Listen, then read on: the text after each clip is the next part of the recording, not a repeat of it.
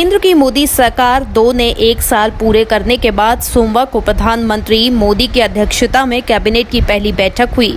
इस बैठक के बाद केंद्रीय मंत्री प्रकाश जावड़ेकर ने कहा कि सरकार आत्मनिर्भर भारत पर जोर दे रही है, संकट में फंसे एमएसएमई की मदद करेंगे। उन्होंने कहा कि एमएसएमई को पर्याप्त फंड दिया गया है, साथ ही किसानों और मजदूरों के लिए भी फैसले लिए गए हैं। बता दें, कैबिनेट ने 14 खरीफ फसलों के लिए न्यूनतम समर्थन मूल्य यानी कि एमएसपी को मंजूरी दी है। वहीं किसानों को लागत से कम 50 से 83% ऊंचा मूल्य मिलेगा। राज्यसभा की 18 सीटों के लिए अब 19 जून को मतदान और मतगणना होगा। राज्यसभा की 55 सीटें अप्रैल महीने तक खाली हो रही थीं और उसी को ध्यान में रखते हुए फरवरी महीने में चुनाव आयोग ने चुनावों की तारीख का ऐलान किया था। पहले ये चुनाव 26 मार्च को होना था, लेकिन लॉकडाउन के चलते चुनाव आयोग ने चुनावों की तारीख को टाल दिया था।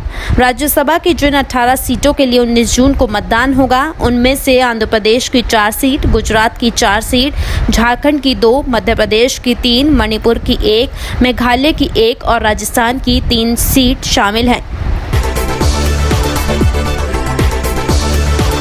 दिल्ली के मुख्यमंत्री अरविंद केजरीवाल के अनलॉक 1.0 के पहले ही दिन राज्य की सीमाएं सील करने के ऐलान पर सियासत गर्म हो गई है। इस फैसले के लिए केजरीवाल पर हरियाणा के गृह और स्वास्थ्य मंत्री अनिल विज भड़क गए और उन्होंने कहा कि दिल्ली के इंफ्रास्ट्रक्चर पर पूरे देश का अधिकार है। एक तरफ वो कहते हैं कि दिल्ली हिंदुस्तान का दिल है, दूसरी तरफ वो दिल्ली को अलग करने की कोशिश कर रहे हैं। साथ ही अनिल विज ने कहा कि दिल्ली को सील करने की इजाज़त किसी भी हाल में नहीं दी जा सकती है। उत्तर प्रदेश के प्राइवेट स्कूलों की एसोसिएशन ने फीस बढ़ाने को लेकर इलाहाबाद हाईकोर्ट का दरवाजा खटखटाया है।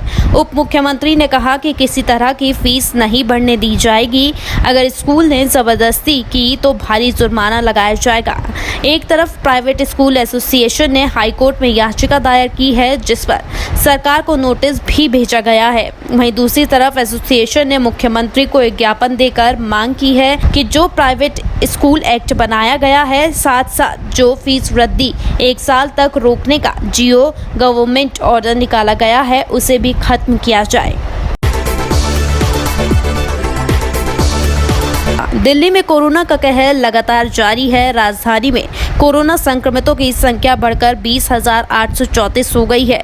वहीं पिछले 24 घंटे में 990 नए मामले सामने आए हैं, जबकि 50 लोगों की मौत हो चुकी है।